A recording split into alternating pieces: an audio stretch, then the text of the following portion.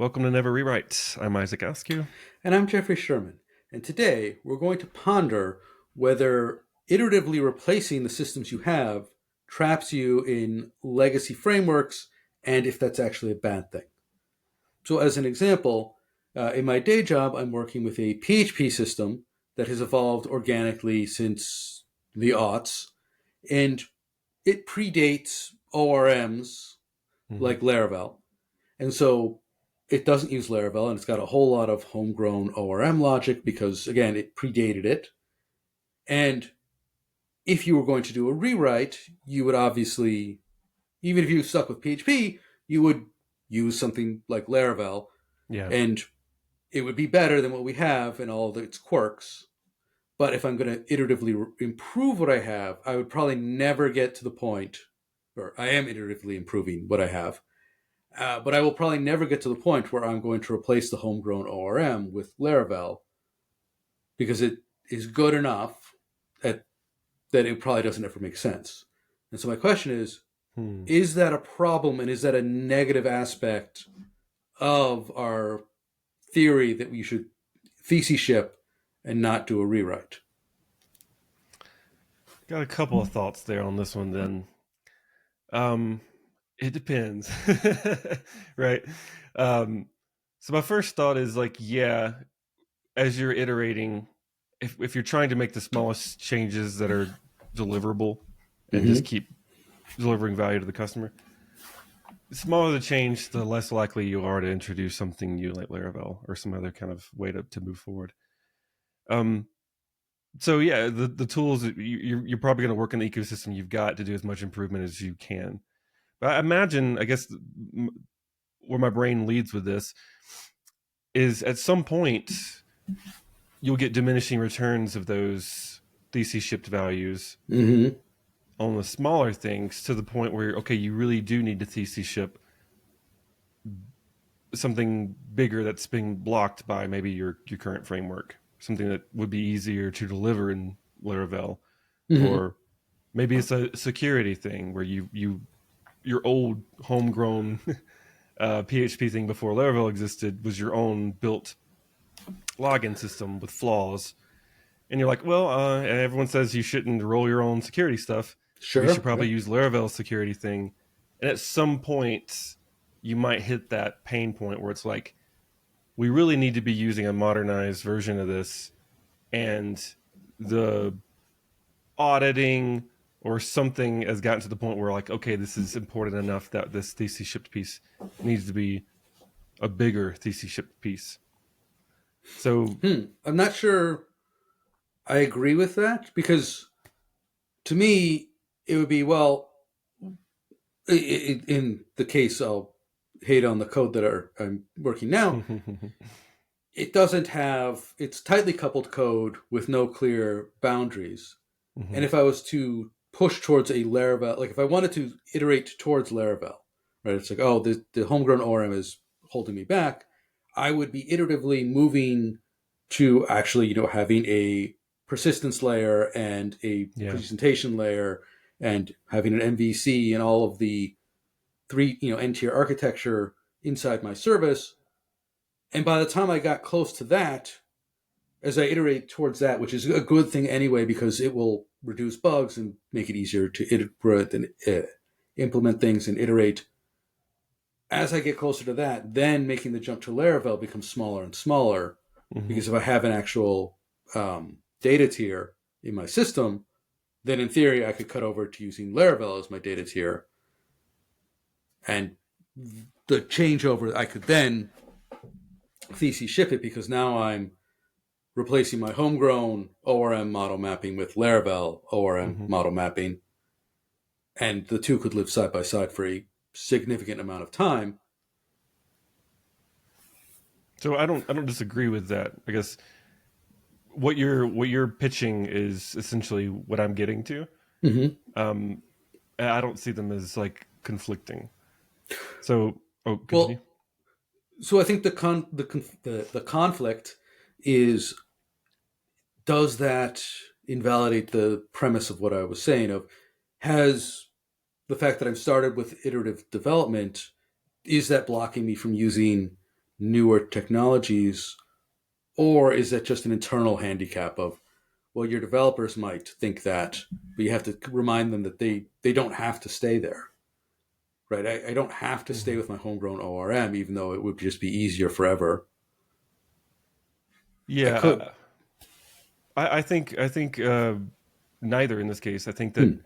you can essentially, because of the thesis shipping pattern or just like the Strangler Fig pattern, you Mm-hmm. can still use a separate uh, framework, whether it's PHP or whatever you want to use beside your current system, Mm-hmm. and iteratively ship and move things towards this new framework without it being a big bang rewrite. You can take certain parts of it and go, okay, we're going to stand up Laravel, this other thing that we're wanting to move, or Laravel provides a certain optionalities Mm-hmm. that's better or just clean over the ORM layer.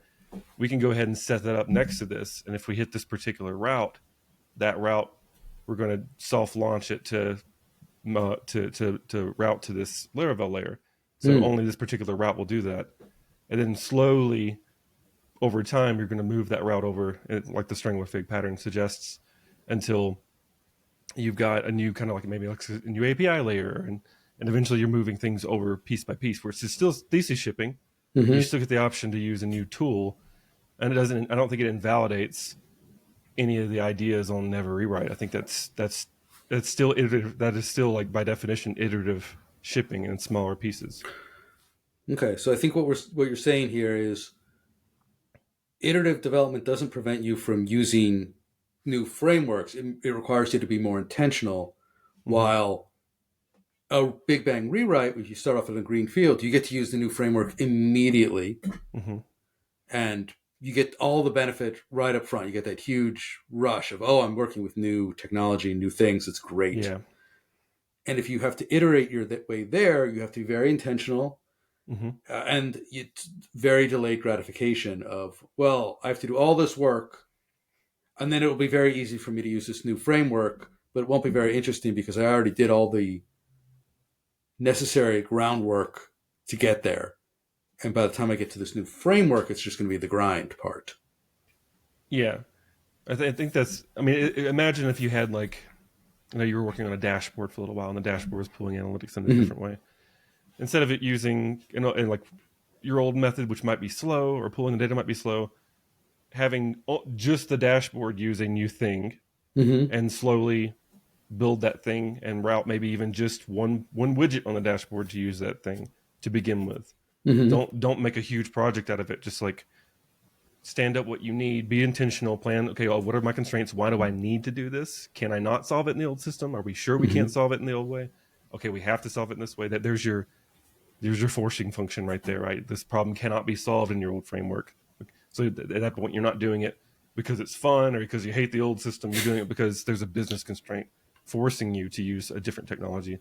And then you're delivering the smallest piece possible, just the widget that needed the data that you can't pull in your way. And that widget will now fetch from some new thing. And I think that's a Sure. thesis shipped approach. Counter argument, though, not it's not a counter argument, but it's a Mm-hmm. problem with this argument. What is to stop this from becoming a sort of metastasized, cancerous problem where team one says, hey, we're going to use Laravel, and they start a small thesis shipping project using Laravel. So now I have homegrown ORM and Laravel, so I have two.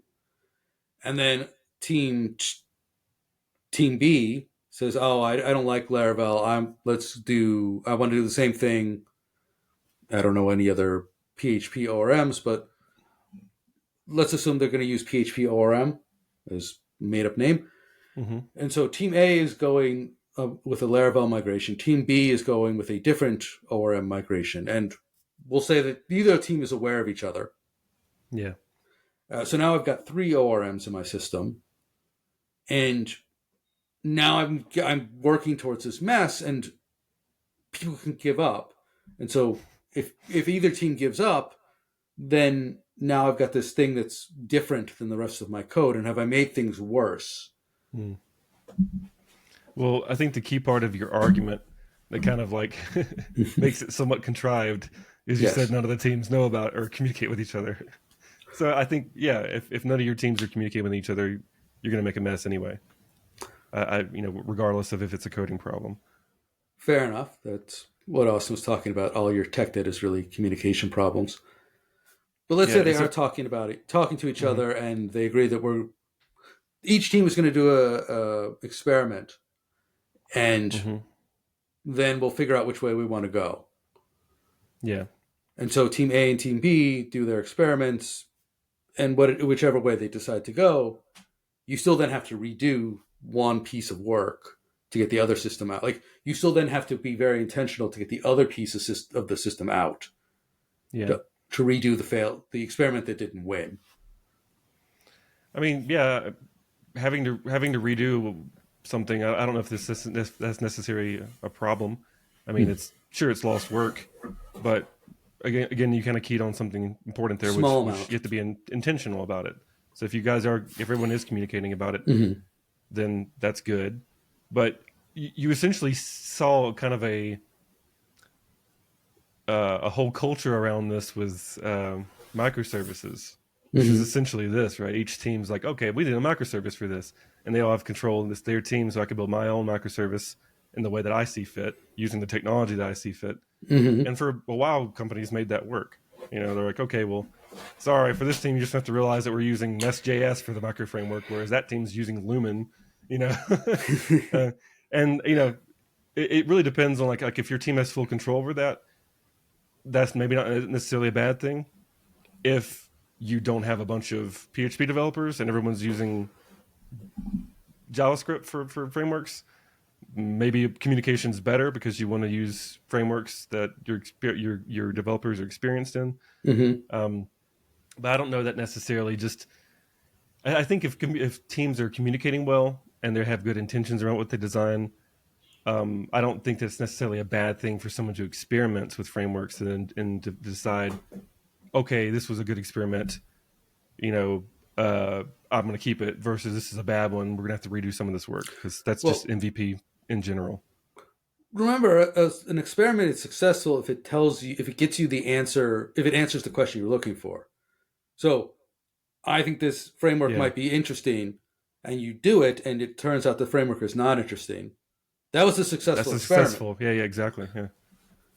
So I don't necessarily think rework or losing time is bad if you've got an answer and you're Hmm. moving forward with, okay, now we know what not to do. That's great. Right. Okay, cool. That's At least we fair. didn't go in a bad direction. You know. Um, I want to walk through the timelines of the intentionality stuff because I think it's an interesting point. Mm-hmm. So if you are thesis shipping and you're being intentional, you say, okay, I'm going to bring in a new framework, prove it, then I'm going to strangle out the old framework, right? So then Mm-hmm. you have to be very intentional. Release after release, you have to move part of this thing forward. You have to strangle fig, strangler Yeah. fig, right? Um, and so you have to be very intentional. You have to do it incrementally, release after release. And if you stop at any point, like if you give up, then you'll just have two services. There are two versions going, which will create its own nest of problems over time. The other way, right? If you do a rewrite, then you have the original system going as it is Mm-hmm. for an indeterminate amount of time. And then at some point, you still have the new system, which has none of the stuff on it. It's ready to go, but you still have to you still have to do a Strangler Fig type pattern or a giant Big Bang Mm-hmm. release. So if you're doing the Strangler Fig type pattern for your release, then I think the rewrite would be inferior in all ways. Yeah. And if you're doing the Big Bang rewrite, then it could theoretically be better because the intentionality forces you to get everything done. But the reality is damn near impossible. I think the intentionality is carrying a lot of weight in in some of these arguments here. I think if there's intentionality Intentional. to do the strangler fig pattern Mm-hmm. iteratively, then you'll also not just give up on that approach, right? In that case too, like the the good thing about doing it that way, to me, is if you are doing the Strangler Fig pattern correctly, then at the point your functionality exists in the new system, you sunset it in the old one. So that functionality no longer exists in your original system. You don't have two systems in which you'd have to fix bugs in two different places while you're still trying to rewrite, right? In this case, you're building a new system and the old one just doesn't exist anymore. All fixes go in the new system related to that. Mm-hmm. So I still think that approach is still iterative approach is still much more superior in that way. And if we're using the term intentionality as broad as we are, then in this case, you just have the intention to continue slowly moving pieces over. And having them run next to each other, having two systems, in that case, I don't think the two system argument is part of our argument for never rewriting. It's one of the main flaws. Mm-hmm. But having two systems by itself isn't a bad thing. It's having two systems while being forced to do fixes in both systems. That's what really kills you. So I think in this approach, we've evaded that one negative argument of the dual system complaint. That's a good point. Thank you. I like the way you think. We should do a podcast together. We should. All right. I think we are done here. So the answer seems to be no. Working iteratively does not prevent you from getting in newer frameworks, and it doesn't lock you into using your legacy tools. You can still do it, and you can still do it, and it will still be better than if you try to do a greenfield rewrite, starting over using the new tools. I think so. That's my opinion on it, yeah. Yeah, I thought I was going to come around the other way, but you have convinced me. Good. Yes. We should throw it in the book. Book coming soon. Well, not coming soon, but we are working on it, and it is getting longer by the day. So, pre-order now. Neverrewrite.com. Get your pre-order today. Free updates for life. Yeah. Thank you all for listening. I'm Jeffrey Sherman. And I'm Isaac Askew, and this is Never Rewrite.